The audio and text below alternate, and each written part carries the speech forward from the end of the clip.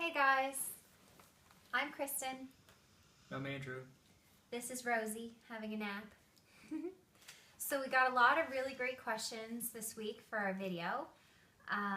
It was really hard to choose one, but I think we have one. Okay, so a popular question is from Shelly and Fred. So my dog goes berserk when someone comes to the door. I can get her to sit, but she is so excited that she can't stay. How do I get her to settle and stay when greeting someone at the door? She's a 4-year-old golden doodle, and although a bit timid, loves people and children and other dogs. She just gets so excited. That's an excellent question, and it's something that most people who own dogs deal with. Almost all dogs get really excited when they hear a knock at the door or the doorbell ring, because that usually means there's something exciting about to happen. So, the dog that goes berserk at the door. The first thing I would likely do is I would look at it from a lifestyle point of view. I would work on rewarding calm behaviors in every other situation. So I would make calm behavior very rewarding for the dog, and I would actually correct overexcitement. So a couple of the things that I use to help with excitement at the door is the place command and actually a baby gate as well. So in our house, for instance, we have a baby gate that's up at the front door so that people can enter the house, but the gate separates them from the rest of the house. And that essentially just it buys me time.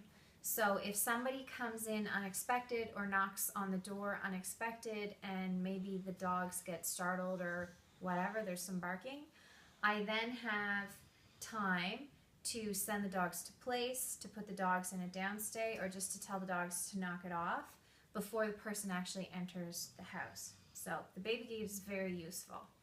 Now, with the place command, what I love so much about the place command is that it's a boundary.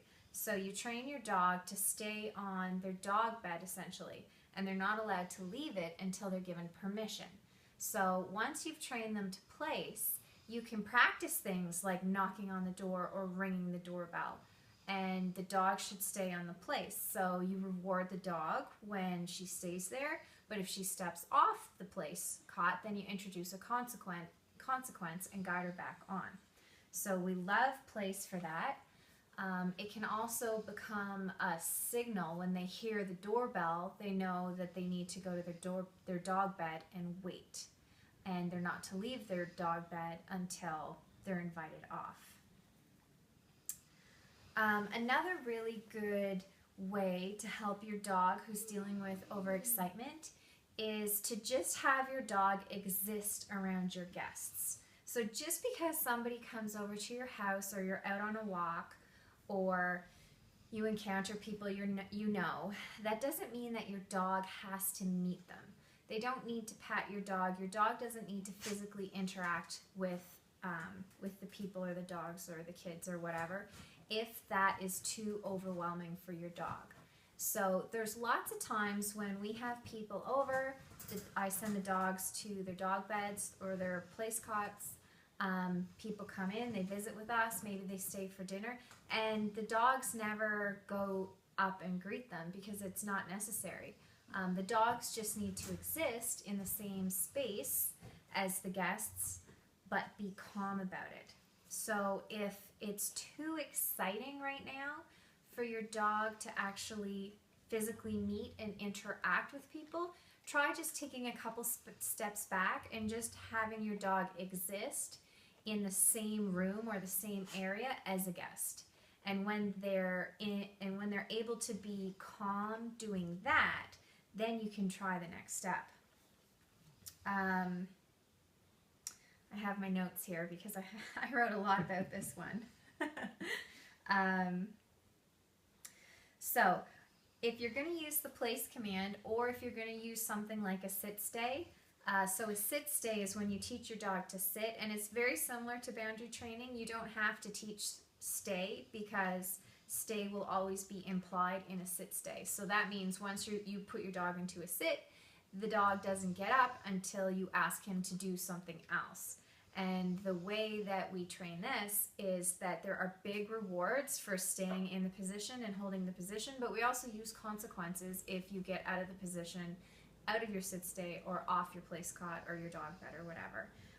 It's very simple to do. You can just do it with a leash and a prong collar, so you can condition your dog to those tools, and you can use those tools to help you guide your dog into the correct behaviors and show them how to stay on the dog bed or stay in the sit stay.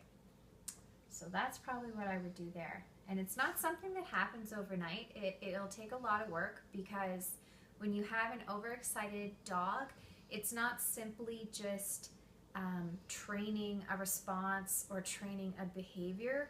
What you need to do with the overexcited dog is change their state of mind. So they're living in a space where they go from maybe asleep in the house to hearing a knock on the door and like 100% overexcited, flipping out, just super happy to see people. So the key here is that you have to work on the dog's state of mind so they never get to that level of overexcitement, so that it's more pleasant for them just to stay calm. It's not always easy, especially when you have multiple dogs. They really tend to wind each other up. If one dog barks, it sets all the other dogs off. So it's, you know, it's something that I think everybody works on, everybody at some time struggles with. And yeah, that's basically how we deal with that. Or if you're looking to pick a calm dog, go with a greyhound. They're pretty much calm all the time. Yeah, or you can get a greyhound. Okay, well, I hope that answers your question. Thank you very much. We're looking for some more great questions for next week's video.